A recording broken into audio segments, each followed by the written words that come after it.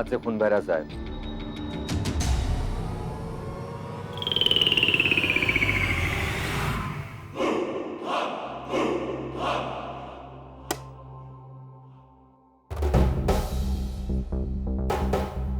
रोशनी से नहीं भागने का, रोशनी को अपनाना सीख, तभी तू सच्चाई देख पाएगा।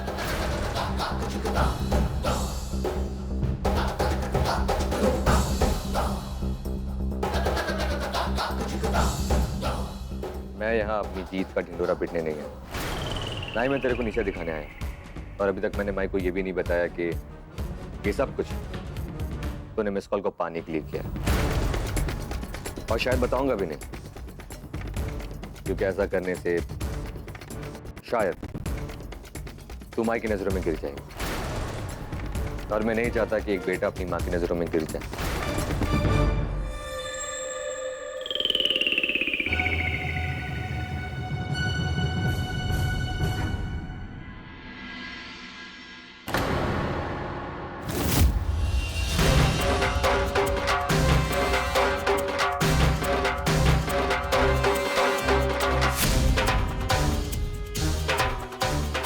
एक बात और कहनी थी,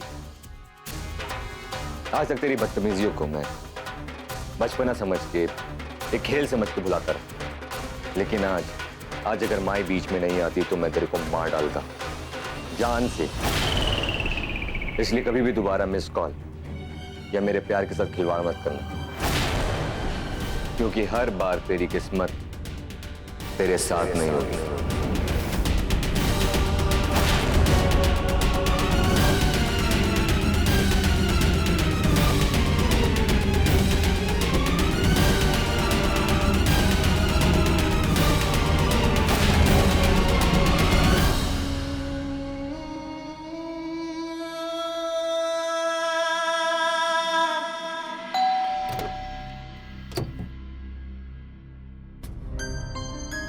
नमस्ते मामा जी। नमस्ते।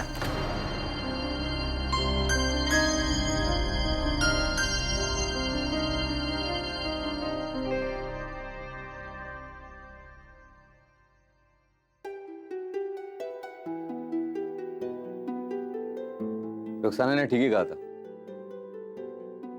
कि आप नहीं चाहते कि मेरी और मिस कॉल की शादी हो, है ना? आप मेरे को पसंद नहीं करते ना? ये इस बस्ती का दादा और दया माई का बेटा पूछ रहा है। बंदूक भी लाए होंगे मेरी हाँ सुनने के लिए। अरे बंदूक क्या, मैं तो आपके लिए वो बोले तो प्यार भरा गुलदस्ता लेके आने वाला था, फूलों का। पर क्या है कि वो रात हो गई तो दुकानें बंद हो गई, इसीलिए अपनी मीठी जबान के साथ आया। मान जाओ ना। अब प्यार की जबरदस्ती शुरू हो गई। मामा जी नाराज? वैसे रघु भाई, दीदी ने हाँ बोल दी है तो मैं कौन होता हूँ? हाँ, अगर जीजा जी होते तो। आज अगर डॉक्टर साहब होते तो वो भी यही कहते कि पाप से नफरत करो, पापी से नहीं। ऐसा मेरे को मिस कॉल ने बताया था। मैं मानता हूं मामा जी कि लाइफ में कई बार अपन वो कानून के खिलाफ जाकर काम किया, लेकिन किसके लिए? यहां के लोगों के लिए। वो क्या है कि कभी कभी कानून ना बहरा हो जाता है, और जोर जोर से आवाज लगानी पड़ती है उसको जगाने के लिए, सुनाने के लिए। अगर इसलिए आप मेरे को गुंडा मानते हो तो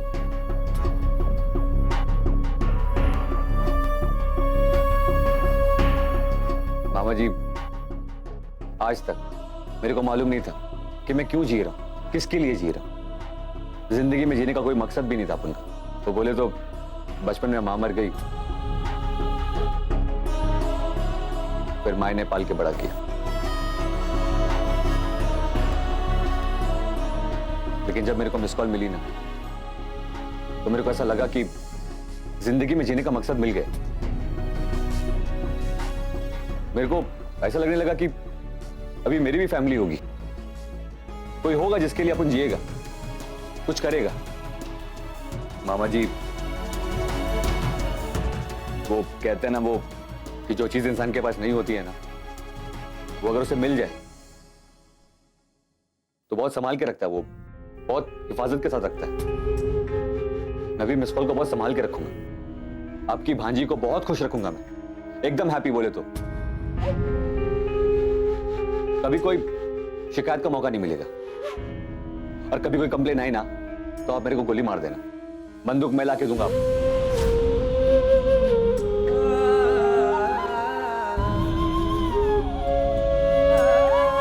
नहीं नहीं रघु भाई, इसकी कोई जरूरत नहीं।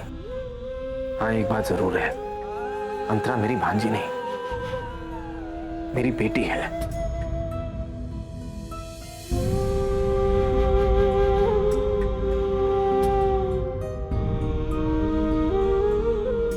और जैसा कि मैंने कहा,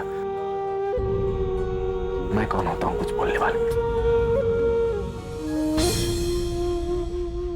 बस ये कि मेरी बेटी को खुश रखना। इसका मतलब मामा जी मान गए। भाई अब तो पार्टी शार्टी बनती है। हाँ, बहुत बड़ी पार्टी बनती है।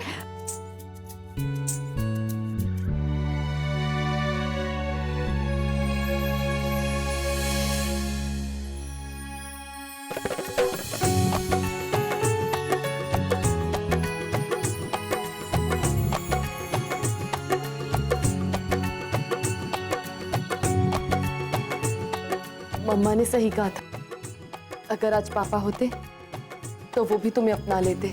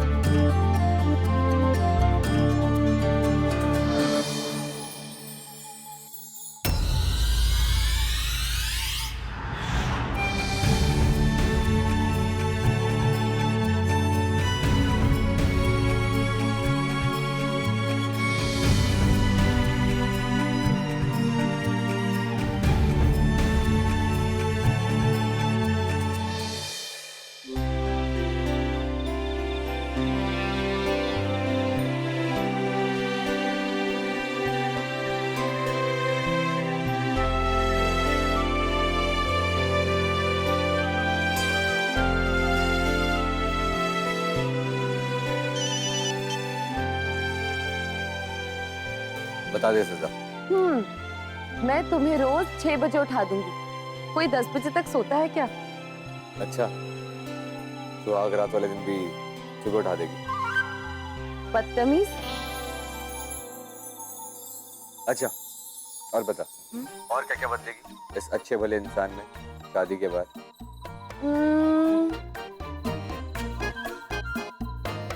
सरनेम। हमेशा शादी के बाद लड़कियां ही क्यों अपना सरनेम बदले?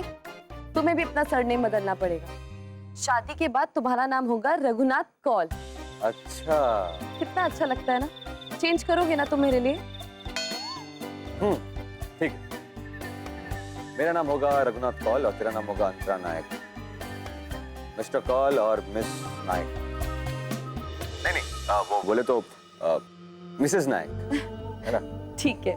अच्छा सुनो, ये जहाँ तुमने अपना बेड रखा है ना, ये सही जगह पे नहीं है। क्यों? इसको थोड़ा सा लेफ्ट करो, क्योंकि तुम मुझे नजर नहीं आते हो।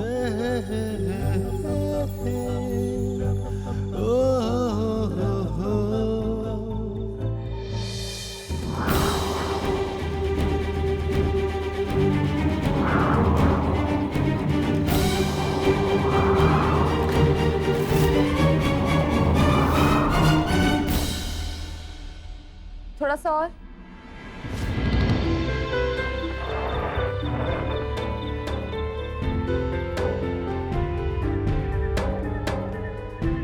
और कोई हुक्म? वैसे लिस्ट तो बहुत लंबी है, अभी शुरू करूंगी तो सुबह तक चलेगी। शुरू करूं?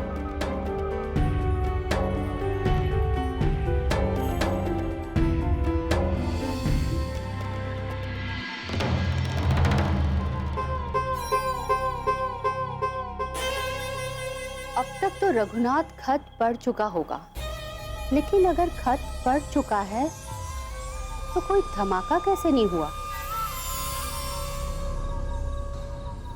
मैं ही देखती हूँ।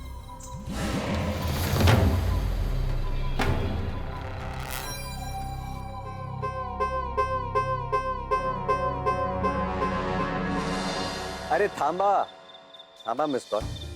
अभी ये इतनी लंबी लिस्ट ना मैं याद नहीं रख पाऊंगा। वैसे भी तू शादी के बाद घर आ रही है ना, तो अभी क्या राइट लेने का है क्या लेफ्ट लेने का है ना, वो तू ही देख लेना। ठीक है? ठीक है। वैसे तेरा मामा कहता है कि मैं गुंडा हूँ, पर असली में गुंडी तो तू है। सही पहचाना तुमने। अब शादी के बाद मैं तुमसे पूरी जिंदगी हफ्ता वसूलूंगी और बहुत ज्यादा गुंडागर्दी करूंगी। मंजूर है। आई लव यू गुंडी। Good night.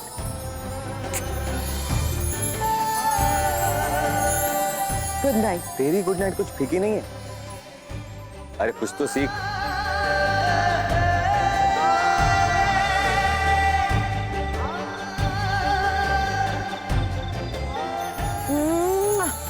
Good night.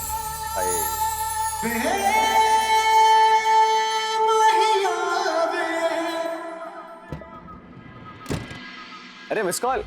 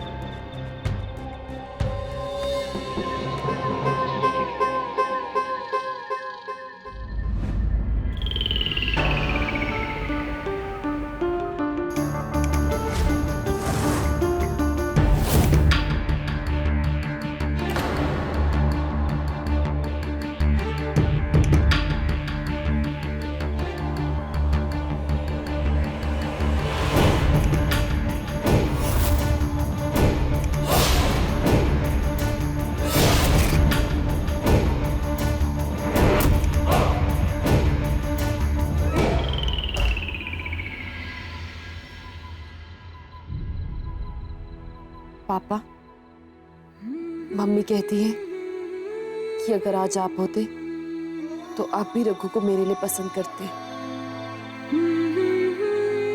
सच कहूं पापा, आपकी बातें याद करके ही मैंने रघु को चाहा है।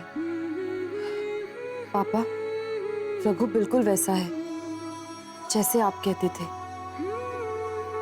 जो हर एक हालात में, हर एक मुसीबत में हमेशा मेरे साथ खड़ा रहता है। पापा, मैं जानती हूं कि आप भी इस रिश्ते के लिए सहमत हैं। बस चाहती हूं कि आप कोई इशारा कर दीजिए, बस मैं समझ जाऊंगी।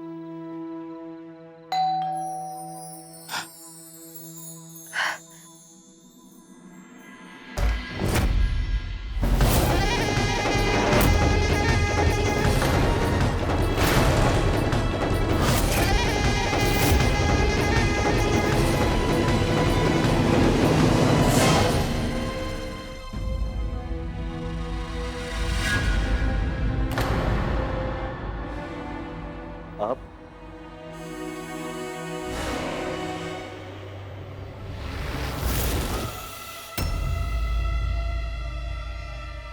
तुम्हारा दुपट्टा वापस लौटाने आया।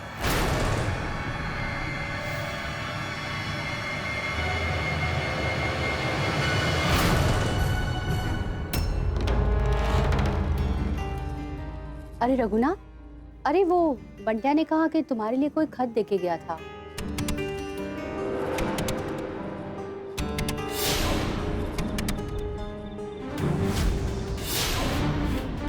ये तुम्हारा ही है? हाँ मैं वो अमन ने दिया था। अरे हाँ, बंटिया ने कुछ दिन पहले दिया था, मैं तुझे देना ही भूल गई थी। अब मैं भी भूल गया था। अभी वो अमन भी किधर चला गया पता नहीं। ठीक है, पढ़ लेना, मैं चलती हूँ। जी मैं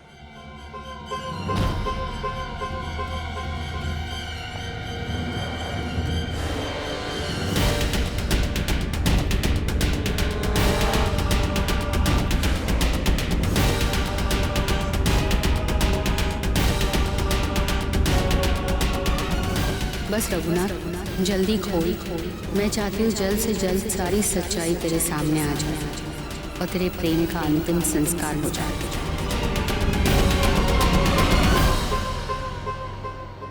मैं तुम्हें कुछ सुनाने नहीं आया।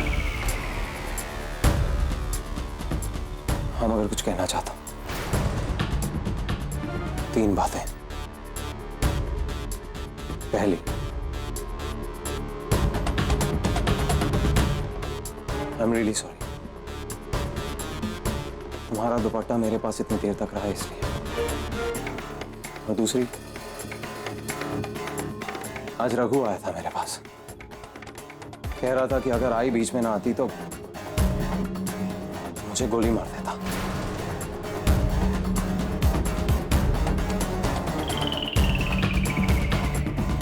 जान से मार देता। मुझे इसमें कोई शक नहीं। इनफैक्ट मैं अपने आप को बहुत लकी समझता हूं कि आज मैं जिंदा हूं, तुम्हारे सामने खड़ा हूं। लेकिन तीसरी बात, अगर मैं रघु की जगह होता तो मेरा हाथ नहीं रुकता।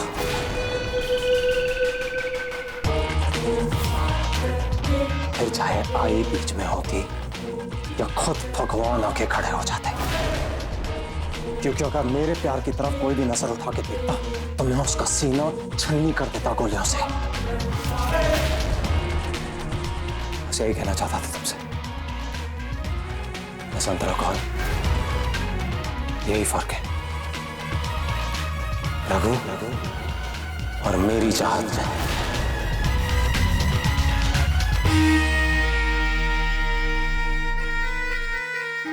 Anyway, best of luck.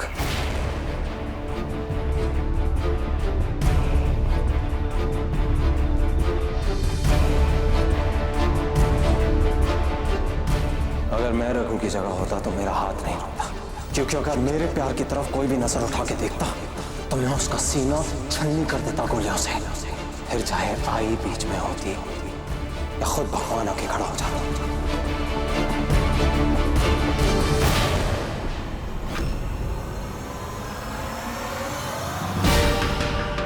Kashmir में मैंने जो गिफ्ट का डब्बा आपको अपने एक दोस्त के यहाँ देने के लिए कहा था, उस डब्बे में गिफ्ट नहीं बल्कि बॉम्ब था।